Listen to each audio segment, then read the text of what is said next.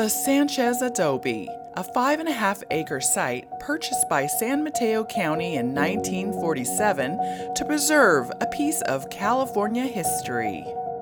The Sanchez Adobe historic site is a unique place because the three first eras of California history are represented here in important ways.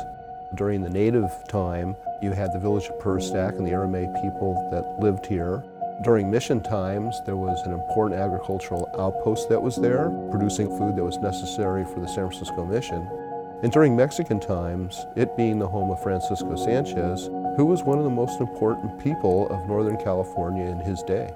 The site is located on the north bank of San Pedro Creek, an area unique with an abundance of plant and animal life. The Aramay were part of a people that we collectively call today the Ohlone. There was a great deal of sophistication about the way that the people dealt with their environment, dealt with one another.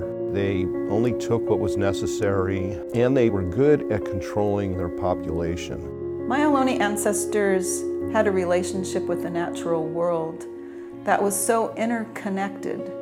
They have these thousands of years combined experience. But when the Portola group of people came through, this was the beginning of the end of traditional culture. When Spain colonizes Upper California, here at the Sanchez Adobe, we see an outstation to Mission Dolores in San Francisco. They needed this pasture here to support the mission itself. So the Sanchez Adobe represents that outpost of empire, if you will. The priests were pretty disappointed when they established the mission at San Francisco in 1776 because, well, the sun never seemed to shine, the soil was very sandy, but the worst problem was there was not good sources of fresh water. And the first place that they could come to where there was San Pedro Creek. The missions were built where the greatest indigenous populations were, and so most of the coastal people were baptized into the mission system here. The goal was to have the Indians become citizens of Spain. But for the native people of this area, they were now being exposed to diseases that they had never encountered before. Measles, mumps, whooping cough, it was devastating.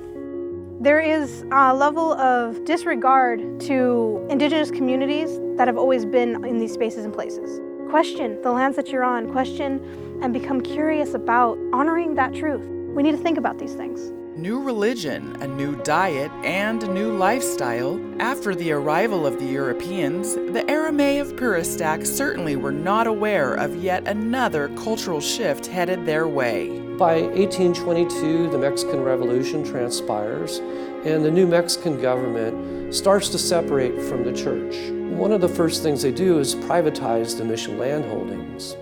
So now we see the native people who have survived the mission period and have become part of the mission system in many cases, become Hispanicized and become disenfranchised. When Mexico occupied this space, that freed up in excess of 90 million acres that disappeared out of Native American responsibility and stewardship. Land grants are awarded by some of the governors of California to favorite citizens, former soldiers, political allies.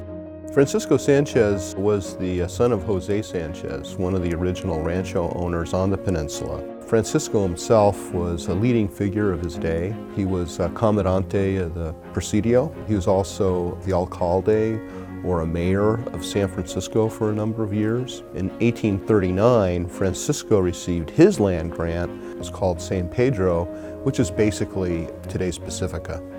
Beginning about 1842, Francisco began to build his adobe house at the site. There was bricks, we suspect, that were left over from the mission outpost. It wasn't until 1846 that we think that the house was finally completed. That same year, the Mexican-American War began, and by February 1848, through the Treaty of Guadalupe Hidalgo, California was lost to the winner of the war, the United States. Throughout the years, the owners and operations of the Sanchez Adobe continued to change. The Adobe saw many utilizations. It was a hotel for a while, a speakeasy, it was an artichoke shed. It served all kinds of functions.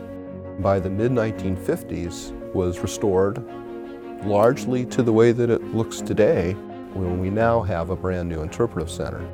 The Sanchez Adobe is a place to preserve history, conserve the land, educate the public about the Mission and Ranchero period, and honor the first people of San Mateo County and native California.